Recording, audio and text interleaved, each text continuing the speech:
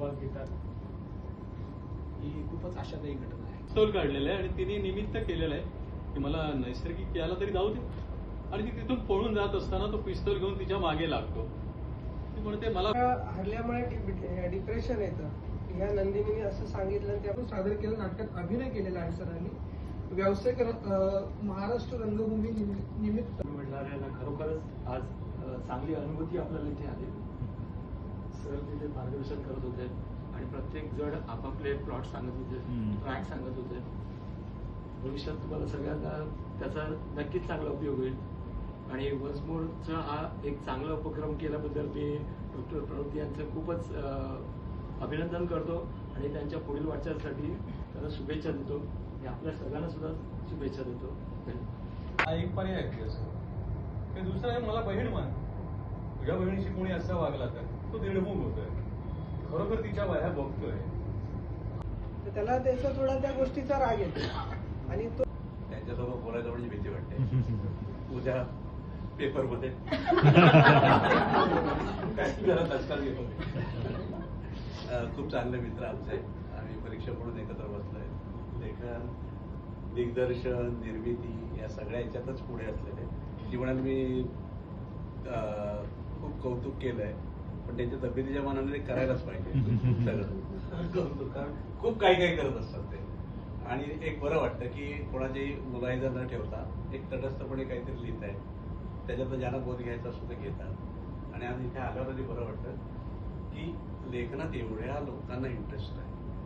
खरंच म्हणजे रंगभूमीला खूप दीर्घायुष्य आहे, ती थांबणार तर नाहीच आहे.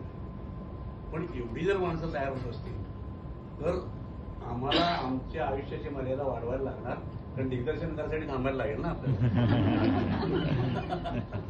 तर आणि हे समीक्षक म्हणजे आम्ही काही केलं की आम्हाला कसे झोडून काढायचे ते कुबल सर आमच्या मागे आहेत. त्यामुळे आमच्यावरही एक वचक राहतो की नाही, आपल्याला एक जबाबदारीने केलं पाहिजे.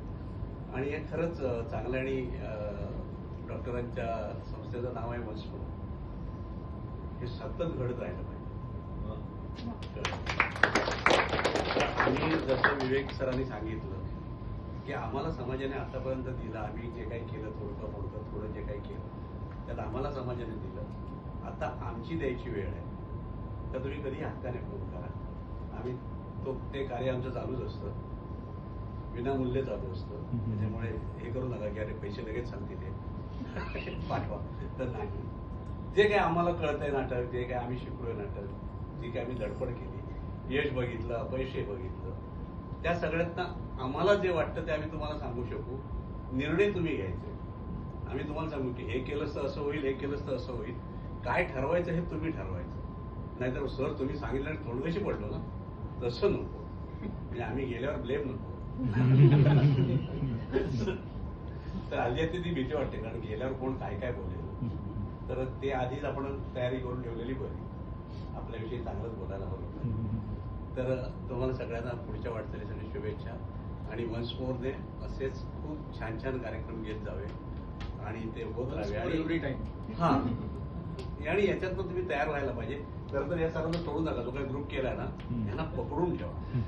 तिथे नाटक, बाकी काही एकांकिका, ह्या गोष्टींवर सातत्याने त्यांच्यावर, कारण खूप वाचन आहे, खूप काही खजाना आहे, तो रिता करून घ्यायला पाहिजे. आपण ना माणूस मिळाला ना एखादा चांगला की त्याला चरक्यात घालून पिळून घालायला, म्हणजे त्याची दया महिना ठेवायची. आम्हाला हे हवंय. पण ते म्हणणार अरे पण त्यानिमित्ताने त्यांचंही वाचन वाढेल म्हणा किंवा काय होईल.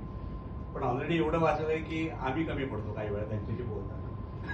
तर त्यांची एक भीती आहे आदरयुक्त. विवेक तर माझे मित्र आहेत. दादा माझा स्कूलमेट आहे. त्यावेळी असं वाटलं नव्हतं हा लिखाणाकडे येईल. त्याला वाटलं नव्हतं मी इकडे जाईल, कारण मगाशी सर म्हणाले की मी ट्रॅक चुकल्यासारखं असं काहीतरी बघत होतो. तर खरंच माझ्या आयुष्याचा ट्रॅक चुकतो. कारण मी सायन्स टेक्निकलचा मुलगा, मी का नाटकाकडे वळलो, आलो आणि इथलाच का झालो. मला माहिती आहे मला काहीतरी वेगळं करायचं होतं आणि मी इथे आलो आणि मी इथे रमलो. ते सगळं शिक्षण गेलं. कॉलेजमधून येताना त्या पिशवीमध्ये एक पुस्तकं बघ, मी आजचा पण गृहपाठ केलेला आहे आणि तू अशा रीतीने काहीतरी करतोय.